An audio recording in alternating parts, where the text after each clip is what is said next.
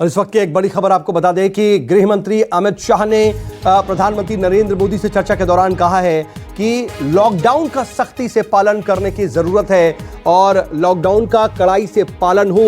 गृह मंत्री अमित शाह ने कहा, प्रधानमंत्री नरेंद्र मोदी से चर्चा के दौरान कहा है कि जहां जहां लॉकडाउन टूटा वहां और ज्यादा सख्ती करने की जरूरत है। एक छोटा सा ब्रेक, बने रहिए न्यूज़ 24 के साथ। नमस्कार, न्यूज़ 24 देख रहे हैं आप। मैं हूं आपके साथ पूजा और बुलेटिन की शुरुआत करेंगे इस वक्त की सबसे बड़ी खबर के साथ। सीएम के साथ पीएम ने अपने संवाद के दौरान कहा कि ये उनका चौथा संवाद है और बीच बीच में सभी मुख्यमंत्रियों से उनकी व्यक्तिगत बात होती रही है और हमारे सामूहिक कोशिशों का असर कुछ हद तक दिख रहा है। लॉकडाउन का प्रभाव पड़ा है और हमें इसका लाभ मिला है। और हमारे सहयोगी अमित कुमार ज्यादा जानकारी के साथ हमारे साथ जुड़ गए हैं। अमित, मुख्यमंत्रियों के साथ बातचीत में और क्या कुछ कहा गया प्रधानमंत्री की तरफ से? चलिए दोबारा संपर्क करने की हम कोशिश करेंगे। फिलहाल आपको बता दें कि सभी मुख्यमंत्रियों के साथ प्रधानमंत्री मोदी ने एक बैठक की और जिसके बाद उन्होंने कहा है कि सामूहिक प्रयासों का जो असर है वो दिख रहा है। इस बैठक के दौरान उन्होंने ये बात कही है। सभी राज्यों के मुख्यमंत्रियों के साथ ये चौथा संवाद पीएम मोदी का। महामंथन चल रहा है कोरोना को लेकर और बीच बीच में भी मुख्यमंत्रियों के साथ प्रधानमंत्री बात करते रहते हैं। और इस बैठक में पीएम मोदी ने ये चीज साफ कर दी है कि लॉकडाउन का प्रभाव दिख रहा है, इसका लाभ मिल रहा है, सामूहिक प्रयासों का कुछ हद तक असर हमें देखने को मिल रहा है। देश में लॉकडाउन का लाभ जो है वो साफ तौर पर नजर आ रहा है। प्रधानमंत्री मोदी ने सभी राज्यों के मुख्यमंत्रियों के साथ ये बैठक की है वीडियो कॉन्फ्रेंसिंग के जरिए और ये चौथा संवाद था उनका। और इसमें एक चीज साफ जो निकल कर आई है कि लॉकडाउन को लेकर बातचीत हुई है और इसमें प्रधानमंत्री मोदी ने इस बात का भी जिक्र किया कि कैसे सही वक्त पर लॉकडाउन का जो फैसला था उसका लाभ नजर आ रहा है। और हमारे सहयोगी अमित कुमार ज्यादा जानकारी के साथ हमारे साथ लाइव जुड़ गए हैं। अमित, इस संवाद में और क्या कुछ कहा गया है प्रधानमंत्री मोदी की तरफ से?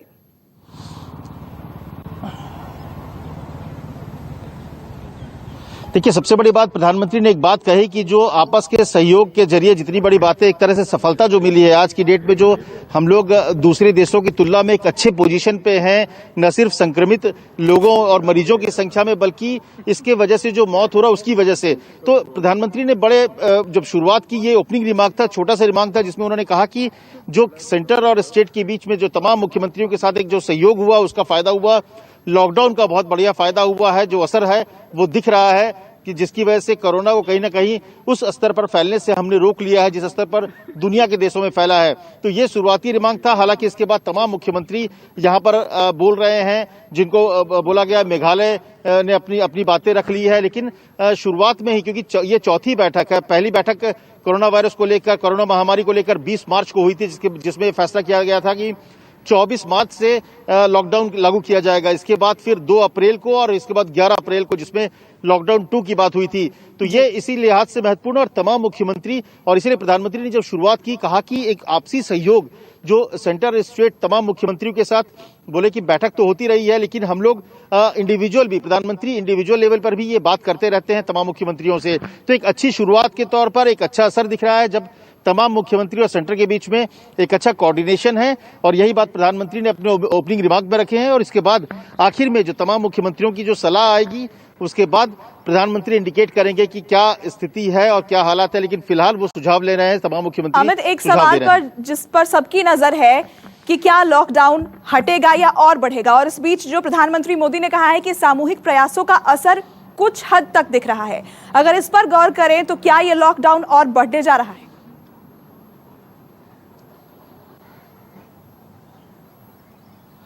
देखिए, मुझे जो लग रहा है, क्योंकि कई मुख्यमंत्रियों ने इस बात की मांग रखी है या सुझाव दिया है कि लॉकडाउन को बढ़ा दिया जाए जहां पर स्थिति खराब है। वहीं कुछ राज्यों ने आर्थिक पैकेज की मांग की है, लेकिन जो मौजूदा हालात है, क्योंकि आप प्रेजेंट सिचुएशन के हिसाब से देखें तो बहुत ही नंबर्स के मामले में बहुत ज्यादा नंबर्स कोई घट नहीं रहा है, नंबर्स बढ़ ही रहे हैं। तो ये मुझे लग रहा है कि जो एक गृह मंत्री अमित शाह ने अपनी बैठक में कहा कि जो प्रधानमंत्री ने मंत्र दिया है कि जान भी और जहान भी, उस मूल मंत्र को लेकर आगे बढ़ना है। और उन्होंने एक बात कही गृह मंत्री ने कि लॉकडाउन को सख्ती से पालन करें। मतलब देखिए, क्योंकि इस तरह की खबरें भी आ रही है कि कई जगहों पर पालन नहीं हो रहा है, तो जो मुझे लग रहा है जो अभी तक गृह मंत्री की बात है या फिर कई मुख्यमंत्रियों की बात करें या फिर जो रोज की रिपोर्ट्स हैं, वो ये इंडिकेट कर रही है कि कुछ क्षेत्रों में हालात तो सुधरे हैं।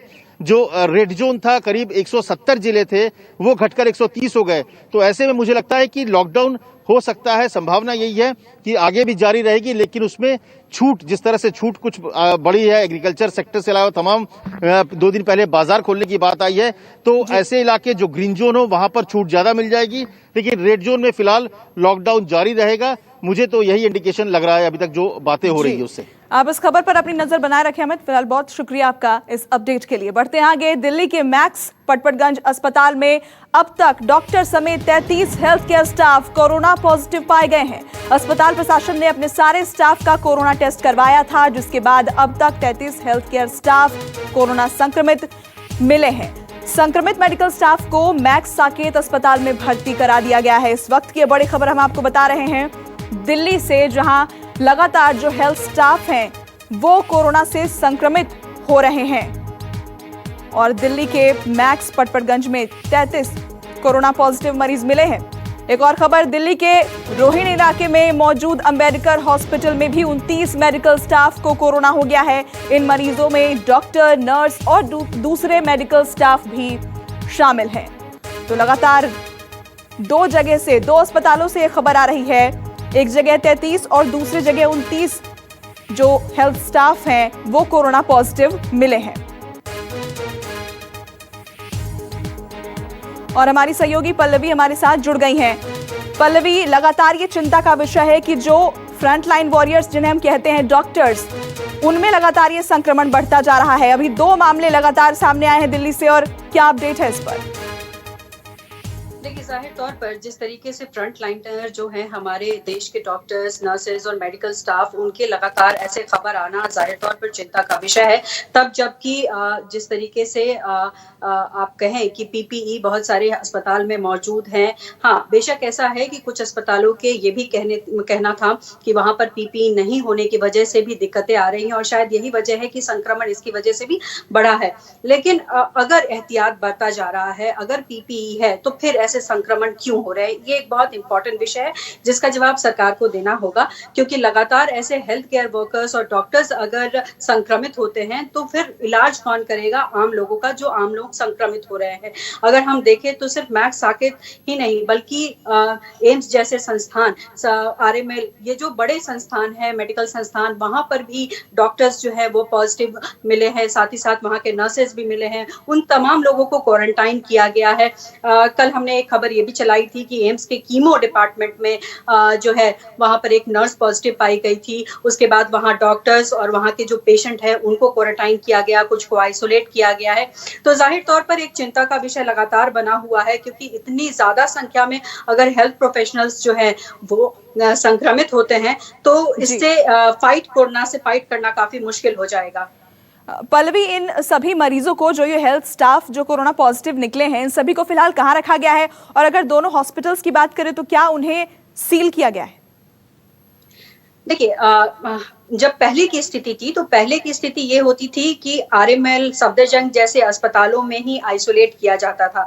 लेकिन धीरे धीरे जिस तरीके से पेशेंट और हेल्थ केयर वर्कर्स की संख्या जिस तरीके से बढ़ने लगी, प्राइवेट अस्पतालों को भी ये ताकीद की गई कि वहां पर आइसोलेशन वार्ड बनाया जाए, ताकि अगर किसी तरीके से कोई भी व्यक्ति संक्रमित पाया जाता है तो वहां उसको आइसोलेट किया जाए। वैसे कहे तो जो झज्जर में एम्स है वहां पर सबसे बड़ा वो बनाया गया है जहां पर कोविड पेशेंट को रखा जाता है, लेकिन अलग अलग इलाकों में, अलग अलग अस्पतालों में भी आइसोलेशन वार्ड बनाए गए हैं। तो जहां भी, जैसे मान लीजिए कि मैक्स हॉस्पिटल में कोई संक्रमित पाया गया है तो उसको वहीं आइसोलेट किया गया होगा, लेकिन अगर वहां पर संख्या ज्यादा होगी तो फिर अन्य अस्पतालों में फिर उसको भेजा जाएगा। जी पल्लवी, बहुत शुक्रिया आपका इस जानकारी के लिए। और बढ़ते अगली खबर की ओर, हरियाणा के स्वास्थ्य मंत्री अनिल विज ने आरोप लगाया है कि दिल्ली की वजह से हरियाणा में कोरोना फैल रहा है। उन्होंने दिल्ली सरकार से अपील की है कि वो दिल्ली से हरियाणा आने वाले लोगों का पास ना बनाए।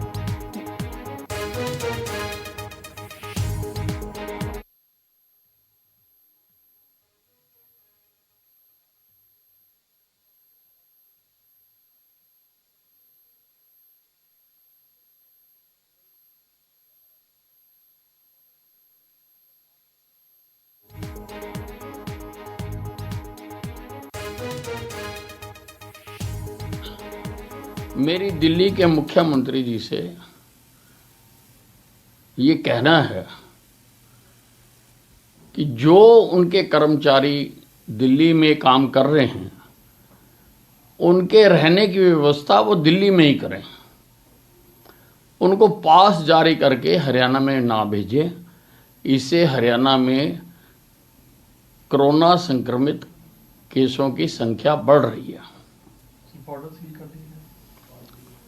बॉर्डर हमने सील कर रखे हैं और वहाँ पर बाकियों को तो हम आने की इजाज़त नहीं देते हैं, लेकिन जो पास लेकर आते हैं वो तो केंद्र सरकार की एडवाइजरी है, इसलिए पास को हमें ऑनर करना पड़ता है।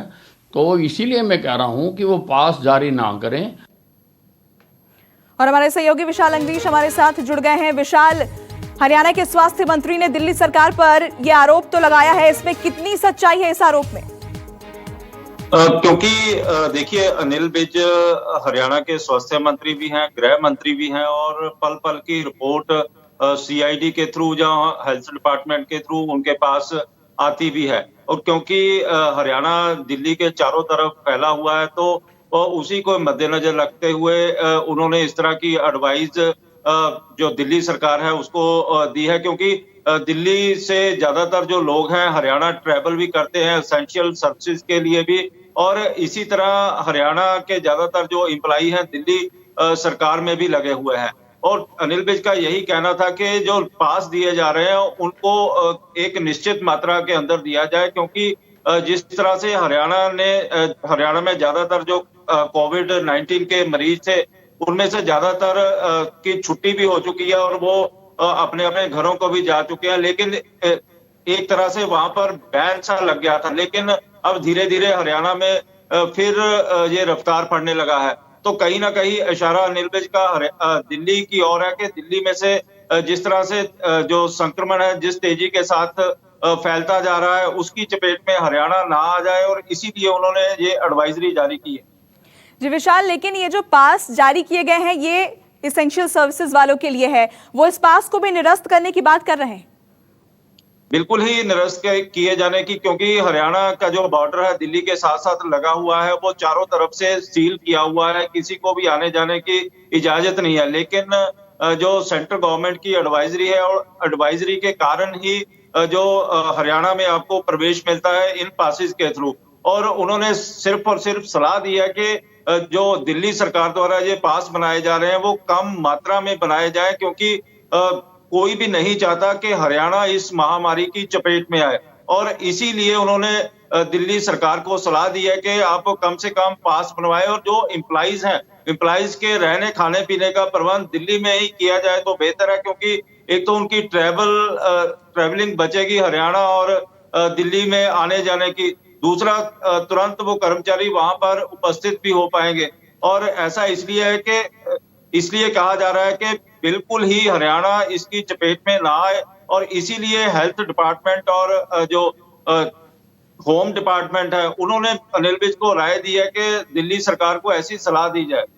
कोरोना संकट को लेकर एक अच्छी खबर आ रही है। खबर लखनऊ से है। यहाँ केजीएमयू हॉस्पिटल में 58 साल के एक कोरोना मरीज को प्लाज्मा चढ़ाया गया है। प्लाज्मा चढ़ने के बाद कोरोना मरीज की हालत में सुधार भी देखने को मिला है, जिसके बाद डॉक्टरों में काफी उत्साह है। तो ये एक अच्छी खबर आ रही है, जहां पर कोरोना मरीज को प्लाज्मा चढ़ाया गया है और सेहत में सुधार भी देखा जा रहा है। हमारे सहयोगी अशोक तिवारी हमारे साथ फोन लाइन पर जुड़ गए हैं। अशोक, जिस तरह से प्लाज्मा थेरेपी ने एक उम्मीद जगाई है, अब जब लखनऊ से ये खबर सामने आ रही है, पहले तो क्या अपडेट है मरीज की सेहत को लेकर? देखिए, दरअसल 58 साल के ये मरीज हैं जो कोरोना से संक्रमित थे और फिलहाल केजीएमयू में इनका इलाज किया जा रहा था। आज इनको सुबह केजीएमयू में ही जो प्लाज्मा थेरेपी है उसके तहत उसकी पहली डोज डॉक्टर्स की टीम की तरफ से दी गई है, और अभी थोड़ी देर पहले जो केजीएमयू के वीसी हैं उनकी तरफ से और इसके अलावा जो दूसरे डॉक्टर्स हैं उनकी तरफ से बाकायदा बयान जारी किया गया है कि प्लाज्मा थेरेपी के तहत पहली डोज देने के बाद मरीज की स्थिति पहले से बेहतर हुई है, स्थिति स्थिर बनी हुई है। और इसके अलावा अगर इनकी स्थिति में और बेहतर सुधार देखा जाएगा तो शाम को उसकी दूसरी डोज भी इस मरीज को दी जाएगी। तो आप कह सकते हैं कि जिस तरह से लगातार कहा जा रहा था कि कोरोना से संक्रमण से निपटने के लिए प्लाज्मा थेरेपी थेरेपी का इस्तेमाल होगा और उसका प्रभाव देखने को मिलेगा। तो उस लिहाज से ये बहुत अच्छी खबर है। कम से कम केजीएमयू एक ऐसा पहला सरकारी अस्पताल है जहां पर प्लाज्मा थेरेपी के तहत इलाज शुरू किया गया है और शाम को उसकी दूसरी डोज भी दी जाएगी। दोपहर 1 बजे जो केजीएमयू का प्रशासन है उसकी तरफ से बाकायदा एक प्रेस कॉन्फ्रेंस भी की जाएगी इस पूरे मामले को लेकर कि कैसे मरीज को थेरेपी दी गई और उसके बाद किस तरह का जो रिस्पॉन्स है वो मरीज की तरफ से देखने को मिला है। जी अशोक, बहुत शुक्रिया आपका इस जानकारी के लिए। एक बड़ी खबर आपको बता दें, आरबीआई का म्यूचुअल फंड को 50,000 करोड़ रुपए का पैकेज देने का ऐलान किया गया है। रिडेम्पशन के लिए पैसा ग्राहकों को देने में इससे सहूलियत होगी। फ्रैंकलिन टेम्पल्टन के 6 और डेट फंड बंद होने पर यह फैसला लिया गया है। ताजा बंद हुए फंड्स में 933 करोड़ रुपए निवेश था। वहीं पूर्व वित्त मंत्री पी चिदंबरम ने इस फैसले का स्वागत किया है। और एक और बड़ी खबर आपको बताएं, कोरोना संकट से जुड़ी हुई इस वक्त की ये बड़ी खबर।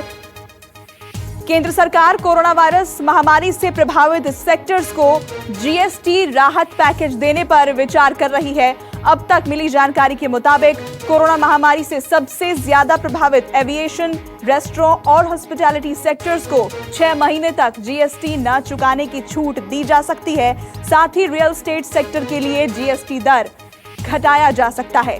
अन्य प्रस्तावों में कैश सिस्टम के आधार पर जीएसटी लगाए जाने पर विचार किया जा रहा है। फिलहाल इनवॉइस आधारित सिस्टम पर टैक्स लगाया जाता है। कई देशों ने कोरोना से बने हालात में टैक्स पेमेंट पर अस्थायी रोक लगाई है। अगर आपको हमारा ये वीडियो पसंद आया हो तो इसे लाइक और शेयर जरूर करें। अगर इस वीडियो पर आपकी कोई राय है तो नीचे कमेंट भी कर सकते हैं। और हाँ, देश और दुनिया की तमाम खबरों से वाकिफ रहने के लिए अभी सब्सक्राइब करें न्यूज़ 24 का यूट्यूब चैनल। न्यूज़ 24, निष्पक्ष खबरें।